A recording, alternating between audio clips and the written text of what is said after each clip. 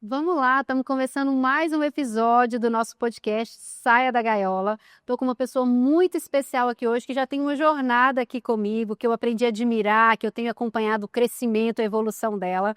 E vou trazer para você o currículo aqui para você conhecer. Ela é advogada previdencialista, especialista em benefícios do INSS. Ela é sócia da Nath Advogados, tem 16 anos de experiência, mais de 2.000 clientes atendidos no Brasil e no exterior. Nós vamos falar sobre isso. E é mãe da Olivia. Eu estou aqui hoje com a Paula Nascimento. Um prazer estar com você aqui, Paula. Queria te contar que você é uma pessoa que eu admiro muito. Pelo seu jeito ali que eu acompanho com a sua família, com a sua filha, enfim, mas muito pela dedicação que eu vejo em você. Você é uma pessoa que está sempre muito envolvida, muito dedicada ali com o seu trabalho. Eu consigo perceber isso assim de longe e eu admiro muito profissionais assim. Então é um prazer ter você aqui hoje, poder aprender com você hoje e levar para outras pessoas que vão nos ouvir. Muito bem-vinda. Muito obrigada, Virgínia. O prazer é todo meu. Adoro o podcast, então é um prazer estar aqui com você hoje. Fico muito feliz. Queria começar, Paula, te perguntando por que o direito previdenciário? Então, uma daquelas histórias que a gente não sabe nem explicar, né? É meio clichê, mas eu não escolhi. Eu fui escolhida. E é assim realmente que eu me sinto. Eu iniciei essa jornada, fazia faculdade de Direito, então se eu der um passinho atrás, né, porque eu escolhi o Direito, eu era aquela pessoa que queria estabilidade. Eu era uma pessoa que sempre fui muito estudiosa, sempre, enfim, o Direito me atraiu ali pela possibilidade do leque, né, de campos de trabalho, não necessariamente ser advogada. Eu não comecei no Direito pensando em ser advogada, isso aconteceu ao longo do caminho.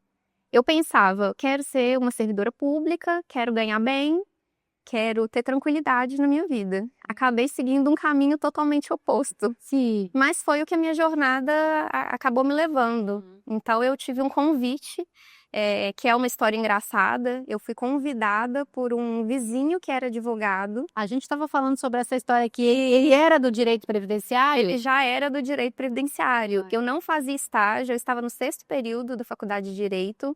Estava com 20 anos na época. Eu já trabalhava, mas eu não trabalhava na área do direito. Então, ainda não estava procurando estágio. Realmente, eu não estava procurando estágio. E aí, bateram na minha porta. Literalmente, quando dizem a oportunidade não vai bater na sua porta. No seu caso, bateu de verdade. Bateu na minha porta. O Fred, que hoje, inclusive, é o meu mentor, ele bateu literalmente na minha porta e me ofereceu um estágio, porque ele viu que eu fazia faculdade de Direito, precisava de uma estagiária. E isso há 16 anos atrás, 17, acho, já que está fazendo, né? Não tinha muito essa questão de ficar divulgando vaga, era um escritório pequeno, enfim, eu tive esse convite, aceitei, fiquei muito empolgada com a oportunidade, aceitei e ali começou essa trajetória no direito previdenciário. Então eu comecei nesse escritório, claro, comecei como estagiária, mas fui ali desde os meus 20 anos aprendendo a fazer tudo, a comunicação, né, com os clientes, a organização dos documentos. E aí eu fui crescendo ali dentro, fui aprendendo a fazer as petições, fazer os processos, sempre atendendo. Me formei, fui contratada.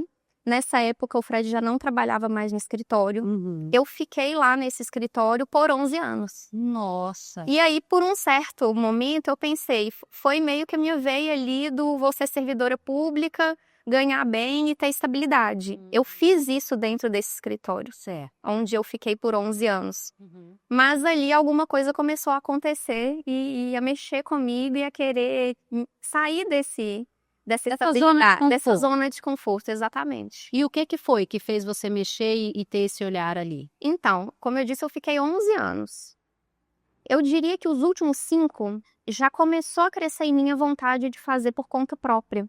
Porque ali eu era funcionária, eu tinha regras para seguir e às vezes você quer fazer uma coisa diferente do que o dono propõe, né? E comecei a ter convites, não convites, né? Mas pessoas me procurando, querendo que eu fizesse algum processo ou outro. Então essas coisas começaram a mexer comigo, de uma forma do e se? E se eu começasse? Se eu tivesse coragem de sair, mas eu não tinha essa coragem. Eu morria de medo. E acho que até por gratidão, por estar ali há tantos anos, trilhei ali a minha jornada, acho que cheguei até onde eu poderia, eu não via a possibilidade de virar sócia, de virar dona, então eu comecei a sonhar, um sonho tímido, mas eu comecei a sonhar e fui passando esses 5 anos me organizando. Então, Seu perfil é bem assim, né? Bem, Organizar, eu sou bem de planejadora, tempo, de planejar. eu sou bem assim. Eu tenho esse traço, né, o traço tóxico do perfeccionismo. Mas você é uma pessoa que executa muito, por ter tanto esse traço Executo no meu tempo, mas eu executo. Então, eu comecei a desenvolver esse plano, essa ideia, comecei a juntar dinheiro, e ali também foi uma época que eu me casei, comprei apartamento, comprei meu carro. Então, essas coisas foram sendo construídas graças ao meu trabalho e graças ao direito previdenciário. E ele é apaixonante. Então, eu digo isso, eu não fiquei à toa. Eu fiquei porque o direito previdenciário, ele é apaixonante. Sim. E aí eu poderia falar horas sobre isso e sobre todos os processos, mas voltando para o foco ali do profissional, eu fui então me organizando, fui juntando dinheiro, fui tendo esse conforto, porque se eu não tivesse essa rede de segurança, eu não conseguiria jogar. Mas a verdade é que eu já tinha esse conforto há mais tempo. Então, por que eu levei 5 anos? Se eu já tinha esse conforto pronto?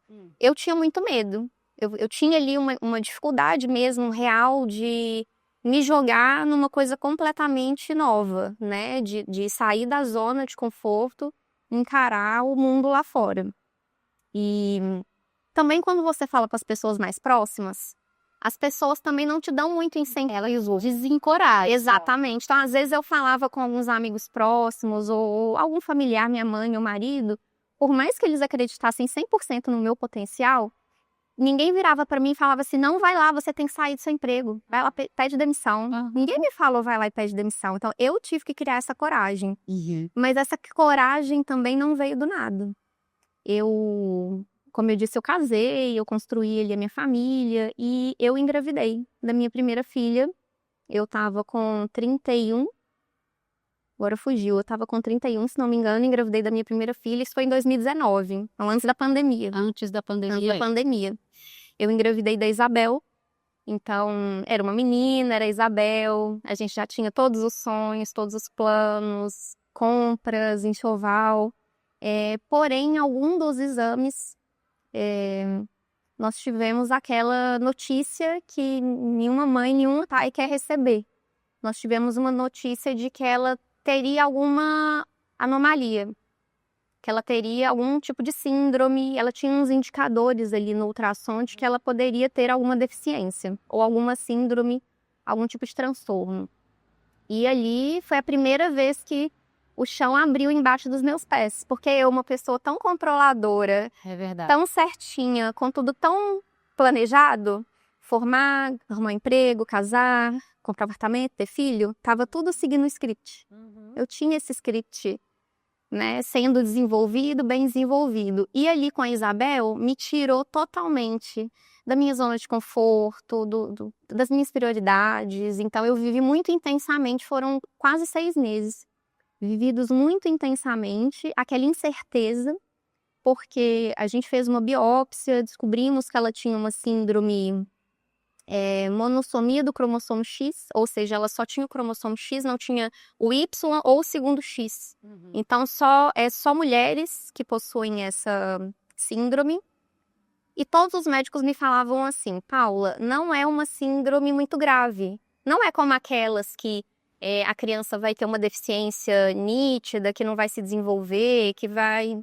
Todo mundo me falava isso. Ah, não, essa é síndrome de Turner. Essa síndrome é muito tranquila. As mulheres que têm síndrome de Turner, elas só têm problemas hormonais, às vezes não podem ter filhos, mas levam uma vida normal. Muitas só descobrem depois, adultas. Mas eu fui pesquisar, eu fui ler sobre o assunto e uma coisa que eu li não saiu da minha cabeça, que a maioria não desenvolvia. Ou seja, a gravidez não desenvolvia. Então, assim, eu entendi que as mulheres que tinham síndrome de Turner levavam uma vida normal. Mas eu também entendi que nem todas viviam, chegavam a nascer. E aquilo ficou na minha cabeça. E todo mundo falava, não, Paula, você já tá com 5 meses, você já tá com 6 meses, essa fase já passou. Os médicos me falavam isso. Você não vai mais perder sua filha, tá tudo bem, tá tudo ótimo. Aquilo não saía da minha cabeça. Então, um dia eu fui numa médica sozinha. Foi a primeira vez que eu fui numa consulta sozinha. Porque naquele dia meu marido tinha uma viagem, ele não podia ir, ele estava fora de Belo Horizonte. E naquele dia eu marquei uma consulta com uma segunda médica para ter uma segunda opinião. Porque alguma coisa estava Alguma ali. coisa me falava. Era um instinto ali que alguma coisa me falava que eu tinha que me preparar, sabe? Era a minha sensação de controle que eu tinha que controlar alguma coisa. E aí eu fui naquela consulta e aquela médica me acolheu de uma forma que já valeu. E que bom que foi ali. Porque naquela consulta, depois dela me dar muito carinho, muito amparo, me escutar, validar o que eu estava sentindo de medo, de insegurança, ela foi me examinar. E aí ela não escutou batimentos cardíacos. E a gente já estava ali, já tinha barriga, eu tenho fotos com a minha barriga. Então, assim, não era, tudo bem. Não, Totalmente. quando você tá grávida, você tem uma barriga e você já tem coisas com o nome da sua filha. O bebê já mexe. Você tem um filho. Eu sentia a minha filha, enfim. Eu falo que hoje é uma ferida cicatrizada. É. Mas eu tive, né, essa filha. Então, não é algo do tipo, nem lembro. Não, eu vou lembrar para sempre. E mudou daí para frente a minha trajetória. Mudou o seu jeito de pensar e de Mudou. olhar para o seu trabalho. Te encorajou de alguma Me maneira. encorajou, me fez me reinventar. Quando a gente vive esse tipo de desafio na vida, esses momentos assim, eu acho que quase todo mundo tem isso para contar, que são momentos que são muito difíceis, mas que são momentos que acabam fazendo a gente entender a finitude que é a vida. Sim, a gente se redescobre, né? E ali, então, eu passei por esse trauma, né? Foi muito traumático, eu tive parto. Então, a gente passou por tudo isso. E ali eu saí da consulta desesperada, liguei pro meu marido, ele fora de Belo Horizonte. Liguei para uma amiga, ela falou, fica aí que eu vou te buscar. Mas foi assim, desesperador. Como assim, né? Eu tô aqui grávida, minha filha, Não tem vida, né? Não tem vida, é desesperador, né? E aí eu ainda tive que esperar alguns dias para marcar para fazer o parto, porque foi parto, né? Não foi curetagem, foi um parto. Então passamos por todo esse luto, toda essa dor, que foi ressignificada, né? E ele naquele momento me deu esse primeiro insight de que eu tinha que mudar alguma coisa, que eu não queria ficar para sempre do jeito que eu tava. Me deu essa coragem. Ali eu comecei terapia também, que eu acho que contribuiu muito com a perda da Isabel. Esse é o legado da Isabel, né? Eu comecei a fazer terapia, tratei muito sobre a perda da Isabel, mas comecei cada vez mais a olhar para mim, para o meu trabalho, para o meu futuro.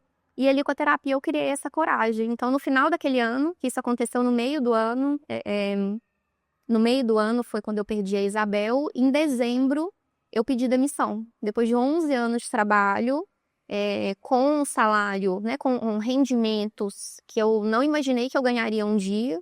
Eu já me considerava bem-sucedida financeiramente, profissionalmente, mas eu queria algo além, que não necessariamente era dinheiro. E eu explicava isso. Eu sei que eu posso ganhar menos trabalhando por conta própria, mas eu quero experimentar.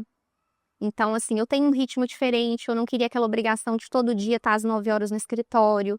Eu queria poder acordar de manhã e ir fazer academia, ou ir fazer o yoga, ou meditar. Eu entrei muito nesse autocuidado após a perda da Isabel. Então, eu comecei muito com yoga, com meditação, enfim. Tudo isso me ajudou a ressignificar. Criei coragem, saí do meu emprego e comecei a sonhar com o meu escritório, que não existia. Eu comecei a trabalhar por conta própria na minha casa. Início de 2020, não tinha pandemia. Nossa. Resolvi alugar uma sala, resolvi fazer o escritório físico, que eu imaginei que seria importante eu ter um espaço de atendimento que não fosse a minha casa.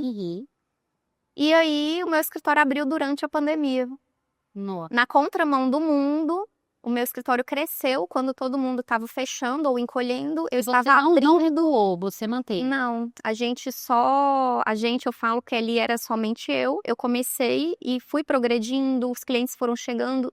E eu acho que a minha área de atuação também permitiu muito isso, porque eu trabalho com benefícios do INSS. E naquele momento de pandemia, aumentou, de certa forma, a demanda de pessoas sendo demitidas e querendo buscar um benefício, porque às vezes a pessoa não busca um benefício porque está ali empregado, ficou desempregado, começou a ter... Tiveram também questões de saúde, olharam mais para a aposentadoria. Enfim, não sei se foi coincidência ou não, eu tive muita demanda. tanta demanda ao longo do ano, que no final do ano eu engravidei novamente. Então, 1 ano depois eu estava grávida da minha segunda filha, que é a Olivia. E aí eu percebi que eu não podia continuar sozinha. Eu não poderia, grávida, ficar cuidando do escritório. Eu já estava com uma carteira de clientes robusta. Eu já estava precisando de ajuda e a gravidez só me deu essa certeza maior ainda. Foi aí que eu convidei minha irmã. Minha irmã veio como minha sócia. A gente já tinha esse sonho, que ela também Ela é advogada também. também advogada. O perfil é muito parecido. A minha irmã também trabalhava há 8 anos em outro escritório, em outra área, em direito civil empresarial, e ela topou vir me ajudar, era entre aspas me ajudar, mas eu fiz essa proposta que para mim era algo inimaginável, eu pagar alguém para fazer algo comigo. Para mim já era inimaginável me manter um escritório, agora eu vou pagar alguém. Mas naquele momento eu falei com a minha irmã, se você não vier, eu vou ter que contratar alguém. E aí ela topou, ela também deu esse salto, né, de coragem, ela veio. E o resto é o que a gente tá aí, 5 anos depois, estamos aí com o escritório em expansão. A gente está inaugurando a nossa expansão, nossa segunda sala, agora em 2025. E é uma área muito ampla, né, Paula? Essa área do direito previdenciário, né? Você tem várias frentes que você pode atuar. Alguma delas você tem um carinho especial? Como é que você olha para os seus clientes, para essas áreas? Ou você realmente se sente realizada atuando em todas as possibilidades ali? Olha, como eu vou dizer que eu sou advogada previdenciarista raiz, né? Sou raiz, eu sou do tempo que não tinha o digital, não tinha o processo eletrônico, a gente carregava processo em carrinho, eu sou dessa época. Então, assim, eu amo a minha área e eu tenho carinho por todos os benefícios, todos. Não tem um que eu te falo assim, não, isso aqui eu não faço, eu não pego, eu não gosto. Eu atendo todos os tipos de processos previdenciários no meu escritório.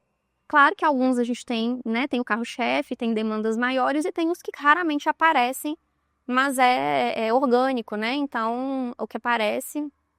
E agora, até pelo que eu vivi em relação a Isabel, eu passei a participar de muitos grupos de mães com crianças com deficiência, eu vivi muito isso intensamente naquele ano. Tem um propósito, né? Sim, com certeza. Então, o benefício, né, assistencial, que é o BPC, para crianças com deficiência, é um benefício que tem o meu coração. Porque eu consigo me enxergar no lugar daquelas mães. Eu não tenho minha filha mais comigo hoje, mas consigo entender o que aquelas mães passam. E aquilo ali realmente, ainda que eu não recebesse, claro que eu não posso só não receber porque é o meu trabalho, mas ainda que eu não recebesse nada, é aquela mão que você quer estender para ajudar uma pessoa que está precisando, sabe? Então, é realmente o carinho especial que eu tenho por esse benefício. Ele tem um propósito que eu não posso falar que é igual aos outros. Está linkado à sua história, né? Ao que te moveu.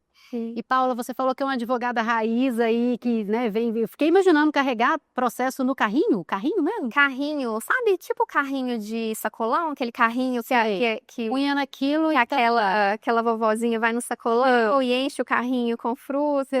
E a gente usava aquele carrinho para colocar, empilhar os processos e passava um elástico. Um elástico. Meu Deus. E hoje a gente está no digital. Sim. Né? Enfim, acho que todos os profissionais hoje entendem a potência que é o digital. Às vezes a pessoa nem vive do digital, mas eu acho que é inegável. Eu acho que já passou da era assim que eu falava muito, tentava convencer as pessoas de que teria um benefício. Eu acho que hoje todo mundo já entendeu. A pessoa pode optar por não estar ali. Sim. Não só vendendo curso ou algum produto, mas mostrando o que ela sabe fazer, chegando a mais pessoas e permitindo que as pessoas acessem o conhecimento e aquilo que eu tenho para entregar, né? Sim. Como é que você vê essa questão do digital? Porque eu te acompanho e eu vejo que você tem evoluído com essa intenção de se comunicar com uma audiência, de gerar ali algum tipo de comunicação, de conteúdo. Como que você olha hoje esse desafio e essa oportunidade que é o digital? Sim, eu vejo exatamente como uma oportunidade e eu acho que hoje não é opcional. Eu acho que o profissional que ele não está posicionado na internet, no mundo que a gente vive hoje, ele começa a estar dissociado da realidade. Total. Eu falo como consumidora, eu sou consumidora de rede social. Eu também. Eu compro pela rede social, eu sou influenciada pela rede social. Eu pesquiso, eu valido um profissional que me foi indicado pela rede social. Então, se eu me comporto assim, eu comecei a entender que eu não deveria apenas me comportar como consumidora. Eu confesso que eu ainda não tenho esse braço digital de realmente ali fazer tráfego pago, de ter uma operação, que hoje muitos advogados já estão nessa posição de ser um negócio escalável, e eu acho que eu entendo que seja um negócio escalável, mas eu considero ainda, e considero como um diferencial, um bom diferencial do meu escritório, que nós praticamos ainda uma advocacia artesanal. Então, não é aquela advocacia de massa que vai chegar ali 300 pessoas por dia sendo atendidas, às vezes, por uma IA, e vai para uma produção que é tudo petição padrão, tudo igual para todo mundo. Não é assim que o meu escritório funciona. E a gente continua crescendo ano após ano fazendo dessa forma. Mas por que, então, eu me preocupo com o digital se eu ainda não estou pensando ou fazendo dessa forma? Porque eu acho que eu consigo manter a essência do meu escritório, de ser um escritório familiar, que se preocupa com famílias, que é muito o que eu falo para as meninas, para as nossas colaboradoras. A gente se preocupa muito com o outro que está ali nos procurando. É um idoso que, às vezes, ele realmente já foi a vários lugares e não conseguiu resolver o problema, uma mãe de uma criança com deficiência, ou mesmo um empresário que quer se organizar para o futuro para se aposentar. São famílias, são pessoas que vão depender daquele benefício um dia. E eu não acho que isso pode ser ser visto como algo mecânico, como algo em massa. Então, ali dentro do escritório, eu ainda lembro de quase todos os clientes. Ainda, eu sei que é difícil, graças a Deus, a gente segue crescendo e com esse crescimento eu já não domino tudo. Mas eu tenho certeza que os casos que não passam pela minha mão mais, passam muito bem pela mão da minha equipe. E eu tenho muito orgulho da equipe que eu estou conseguindo construir e hoje eu estou investindo nisso. Então eu quero estar na internet por quê? Para mostrar para as pessoas o que eu faço, para me posicionar, né, para validar a autoridade que eu já tenho fora do digital, porque eu considero que existe, né, pelo desenvolvimento que a gente tem do escritório. E nunca sei para onde isso vai nos levar, mas eu estou sempre aberta a todas essas possibilidades. Não, e é o que você falou, é o momento que a gente está vivendo. A gente tem que, no mínimo, entender, jogar esse jogo, porque eu acho que em muito pouco tempo, quem não está no digital realmente vai estar fora do jogo mesmo, sabe? E como dizem, falam muito isso, né? Que alguém muito menos qualificado que você está fazendo e você não está. E quando você pensa dessa forma, você está levando a qualidade do seu trabalho para pessoas que talvez vão cair na mão de alguém que não tem qualidade nenhuma. Então, quando eu penso dessa forma, eu consigo pensar que eu vou expandir para quem precisa. Ah, todo mundo já sabe, não sabe, hein? Todos os dias eu converso com alguém que me fala, nunca tinha ouvido falar que tinha direito àquele benefício. Então, tem muito cunho social. Meu trabalho, ele é estritamente, né, extremamente ligado a um cunho social. E isso move a gente, né? Muito mais do que o valor que vai sair no final de um benefício, é a gente ter aquela felicidade de saber que foi concedido, que aquela luta chegou no final, de dar boa notícia para aquela família, muito mais do que quanto que vai receber, ou, enfim. E isso é secundário, não é o principal. Sim, está muito no cerne do que é a identidade da sua marca e do seu negócio ali, né? E você está conseguindo, você falou, né? Você falou, eu trago isso para as colaboradoras, ou seja, eu quero ir para o digital, mas mantendo essa essência que eu sei que é o meu diferencial. Quando a gente tem essa clareza, a gente pode usar todas as ferramentas, todas as possibilidades que a gente nunca vai perder. A gente vai estar sempre usando as possibilidades que vão aparecendo e tudo, mas a essência continua e, enfim, aquilo que direciona o nosso trabalho permanece. Paula, tem uma outra coisa que eu admiro muito em você, que é a sua capacidade. Eu vejo que você é uma pessoa muito estudiosa, eu acompanho você, tá sempre em evento, tá sempre em mentoria, tá sempre em imersão, tá sempre estudando alguma coisa, eu acho isso muito legal. E você tem uma capacidade de fazer networkings muito ricos. Eu percebo isso, né? Como é que você faz isso? Com que tipo de intenção você faz? Como é que a gente faz para conseguir ter esse olhar de se colocar em lugares ali que vão abrir portas, que vão abrir a nossa mente? Como é que você faz aí com essa questão dos seus networkings? Olha, eu confesso que não começou com nenhuma estratégia. Começou de um interesse genuíno de aprender, né? Então, durante muitos anos, acho que até a pandemia, provavelmente, foi depois da pandemia que teve essa revolução aí desses eventos, dessas questões todas, eu sempre participei muito de eventos voltados para o direito previdenciário, que eram congressos, coisas muito mais ali do material, do que eu estudava, do que eu aplicava no escritório.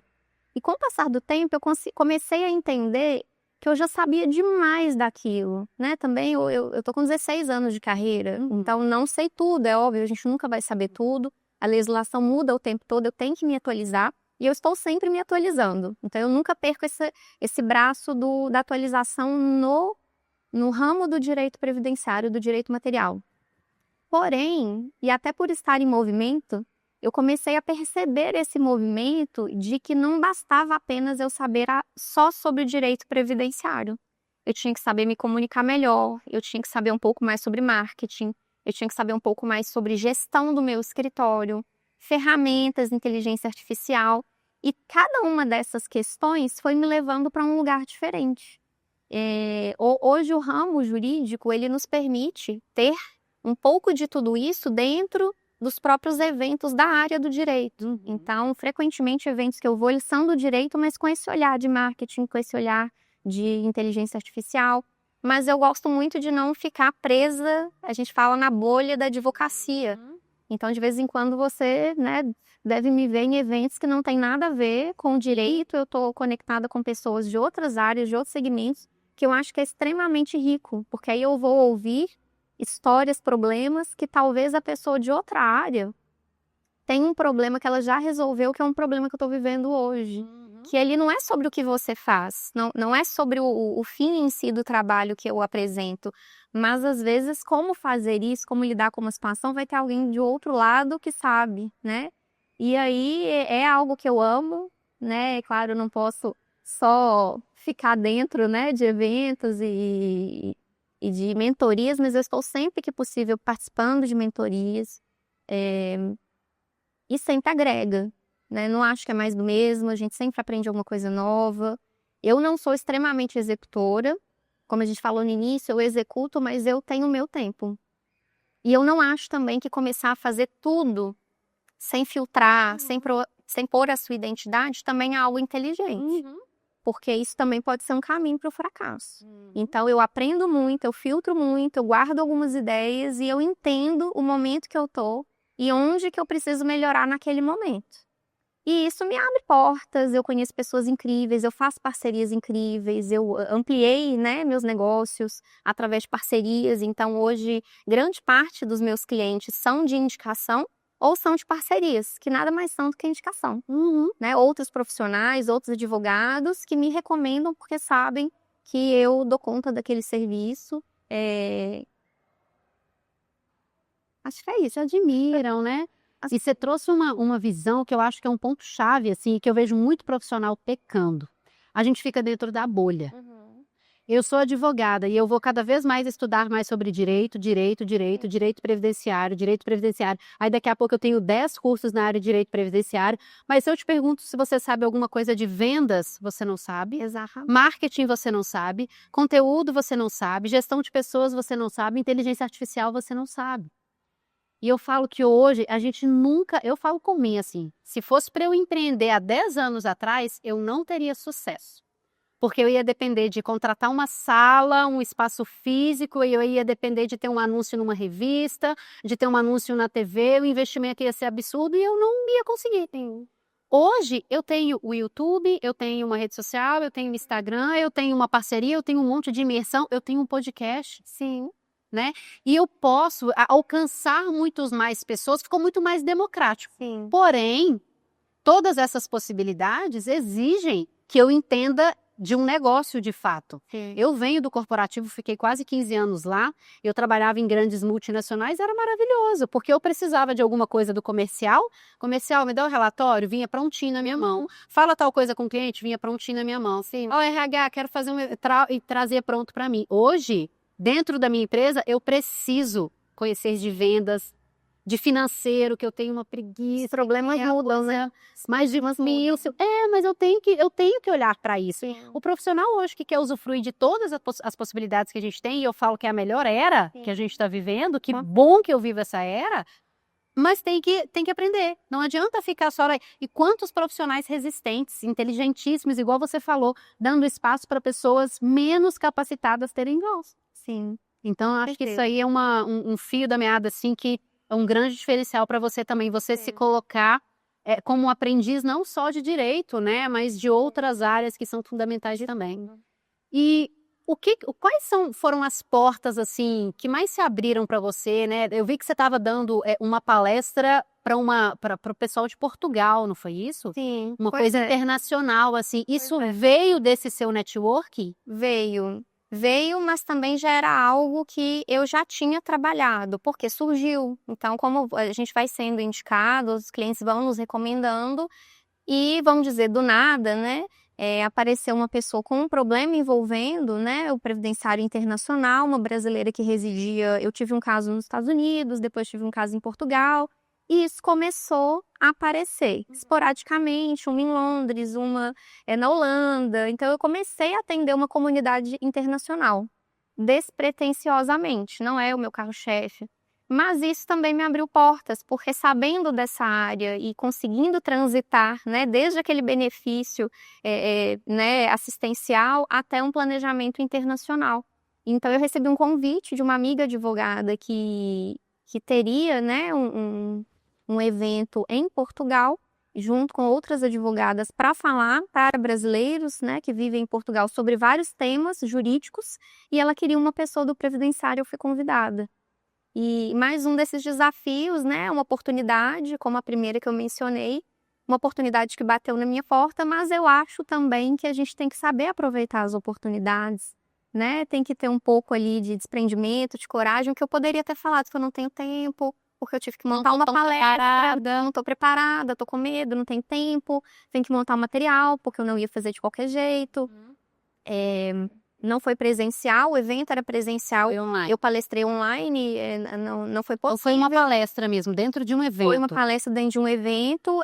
O convite era presencial, eu poderia ter comparecido, teria sido ideal eu ter comparecido, mas eu acabei não conseguindo me organizar para essa viagem no momento que eu estava vivendo conturbado. Foi um outro momento conturbado, que foi o da gravidez da minha irmã. Nascimento do meu sobrinho, foi exatamente, coincidiram as datas. E a sua irmã teve uma Minha recuperação irmã mais também teve um conturbada? problema ali pós-parto, ficou afastada. Ela tá agora, meu sobrinho fez 3 meses. Então foram 3 meses que eu fiquei muito sobrecarregada, sem minha sócia, gerenciando um escritório com mais pessoas, cuidando de obra, fazendo uma palestra internacional e participando de eventos. Mas olha só que incrível, você ainda deu conta de organizar e fazer online. Eu não consigo estar aí não, mas eu consigo fazer online. Sim. E é algo também que me encanta. Essa parte do direito. Eu tenho essa quedinha também, vamos dizer assim, eu tenho um flerte com o internacional de muitos anos, acho que da Paula, sonhadora, que adora viajar e tudo mais. Então, quando eu penso em países e estudar o caso daquela pessoa que mora em outro país, eu acho incrível. Eu me vejo, eu me vejo na pele daquela pessoa, estudar a história de vida dela, eu acho incrível. E rende muitas conversas boas com essas pessoas que estão fora do Brasil. Então é uma outra vertente dentro do meu trabalho que também é algo que eu amo fazer. Muito bom. E você falou aí que gosta muito de viajar e tudo. Você já teve uma experiência internacional na Disney, não é isso? Sim.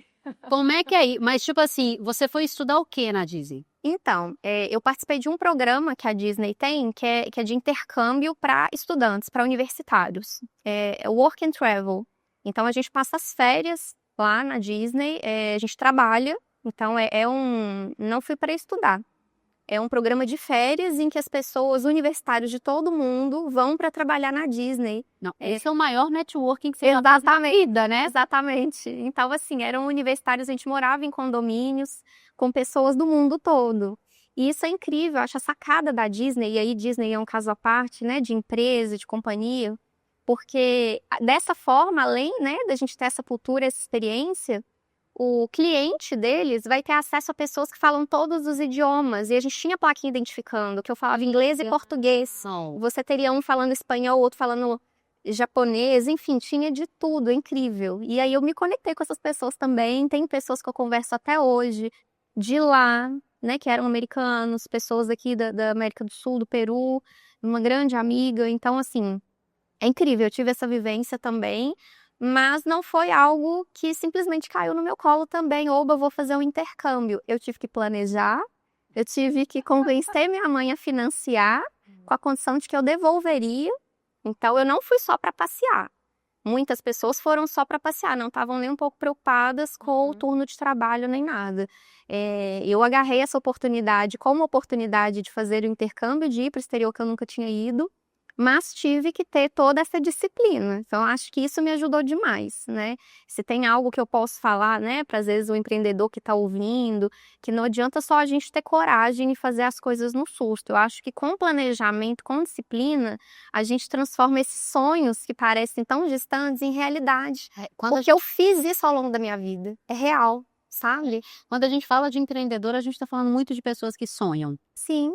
Sim, e não é impossível, não é impossível. Como diria a frase célebre ali do Walt Disney, se você pode sonhar, você pode realizar. Eu amo essa frase. Sim, e além de ter estado lá, eu lembrei disso porque eu vi você esses dias num evento aqui sobre experiência Disney, experiências do cliente Disney. Exatamente, então teve um evento aqui em BH, quando eu vi eu fiquei louca para ir, que era voltado para a felicidade do cliente. Esse era o treinamento, felicidade do cliente, que é algo que hoje é muito forte, né? Hoje a maioria das empresas está investindo na experiência do cliente. Não é só deveriam. Deveriam. Né? Exatamente. Deveriam. Então, eu participei desse treinamento e muito do que ele mencionou e o professor mencionou, eu lembrei do treinamento que eu fiz na Disney, porque nós fizemos um treinamento. A Disney tem uma cultura incrível, né? Os clientes ali, eles são guests, eles são hóspedes, né? Eles são convidados, eles não são clientes, eles são convidados, você faz parte ali de um universo encantado, mágico, você não é comercial. Imagina que se a gente fosse pra Disney, com aquele ambiente todo ali, com criança, e a experiência não fosse encantadora. Então ali você recebe essas dicas, é obrigação, mas você não faz sentindo que você está fazendo por obrigação, porque o ambiente contagia. Então você sorri, você quer fazer o melhor que você puder, você é proativo em resolver problema. Qualquer problema que acontece dentro de um parque ou de um hotel, não é problema de primeiro que viu, tem que resolver e chamar alguém para resolver. Olha, é tudo imediatamente. Muda, né? Porque dentro do corporativo, a maioria... Não, isso é de fulano. O problema é daquele departamento. Aí a parte eu fiz, mas o problema é dele. E não existe isso. A minha meta eu bati, isso aqui bate essa é a filosofia da Disney. Isso muda tudo. Muda tudo. E sabe uma coisa que eu via muito, Paula, que eu não concordava de jeito nenhuma? Competição entre departamentos. Sim. Dentro da empresa. Não faz sentido. A empresa criava uma competição, uma dinâmica, até com boa intenção de promover ali uma disputa, né? Enfim, saudável. Mas, cara, eu falava, gente, isso não faz o menor sentido, porque você está incentivando os departamentos a trabalharem de formas isoladas. Sim. E eu acredito que a competição tem que ser o contrário. Sim. Eu tenho que fazer o meu aqui e tentar ajudar aquele departamento lá a bater o dele. Com certeza. E eu falo muito isso lá no escritório com as meninas. Nós temos setores, foi importante setorizar, foi algo que eu aprendi também nas mentorias. É importante setorizar para a gente ter mais eficiência e tudo mais, mas o escritório é um só. Então, não adianta cada um fazer o seu e a coisa não andar porque parou em... Não, se a gente tem um problema ali, todo mundo tem que ir lá ajudar e ver o que está acontecendo.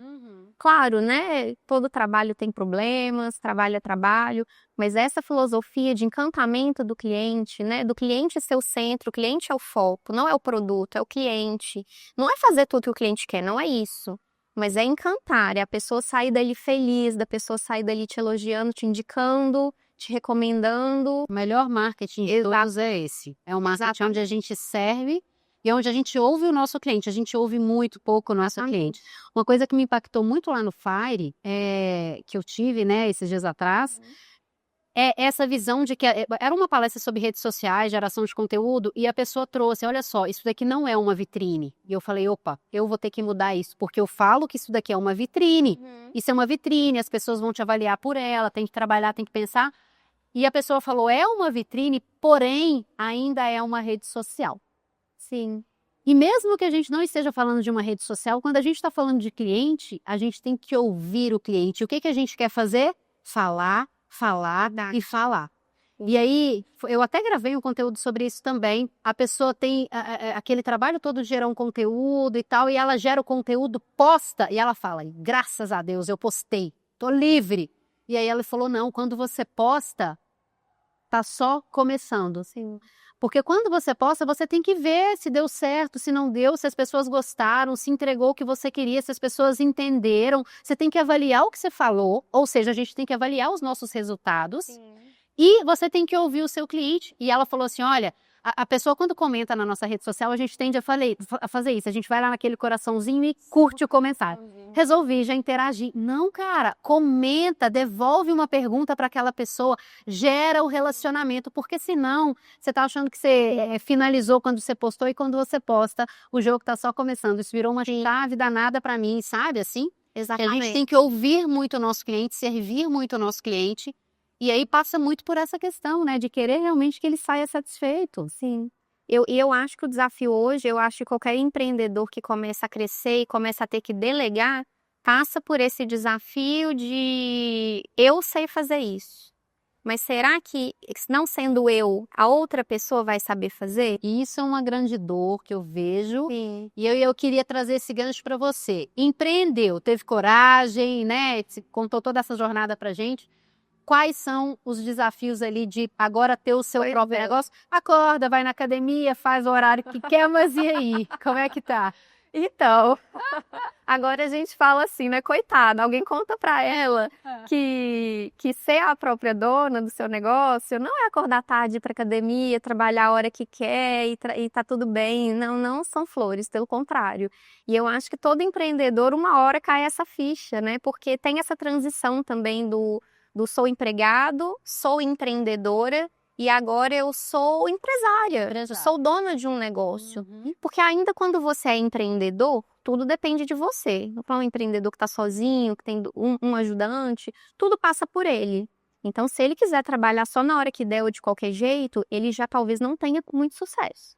Comece a entender o jogo, que o jogo você tem que estar disponível e correr atrás. Não necessariamente no horário comercial. Porque eu, por exemplo, eu tenho uma filha, eu tenho os horários que eu tenho que dedicar para minha filha, eu flexibilizo meus horários, eu não estou ali batendo ponto no escritório de 9 às 18, eu não faço isso. Mas, às vezes, eu pago um preço.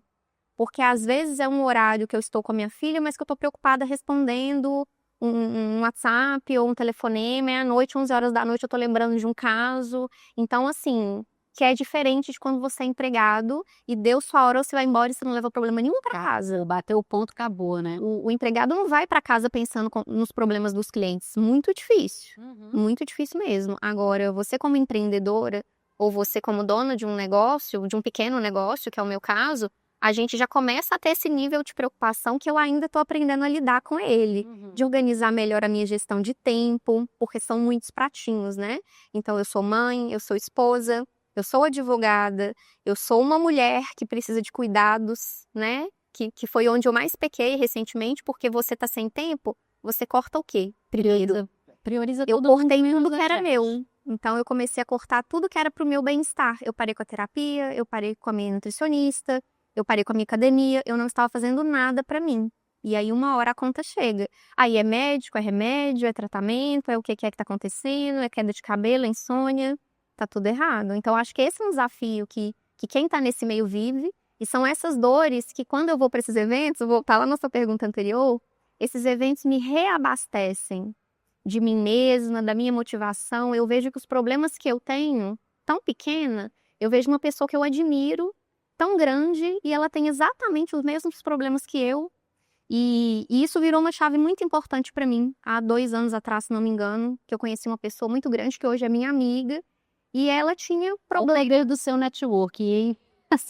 Sim, que eu não esperava conheci, viramos amigas, tenho grandes amigas, né, que vieram disso, de vamos num evento, vamos fazer uma viagem, ali do profissional, mas isso recarrega.